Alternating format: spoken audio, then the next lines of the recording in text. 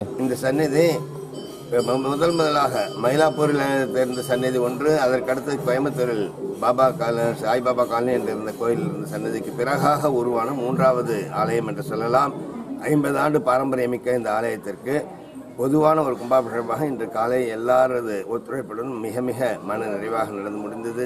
சாயின் பரிபூர்ண ஆசீர்வாதத்துடன் மக்கள் அனைவரும் மனநிறைவுடன் சென்ற காட்சி எல்லார் மனதிலும் மிக மிக நல்ல ஒரு இதை ஏற்படுத்தி இருக்கின்றது.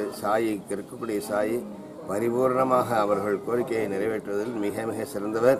ஒவ்வொரு ஆண்டும் எங்கள் ஆராதனையும் பொழுது வரக்கூடிய ஜுவாலையில் அவர் பிரசன்னமாகி எங்களுக்கு பரிபூர்ணமாக நான் இருக்கின்றேன் என்று சொல்லிக் கொண்டு இருக்கின்றார்.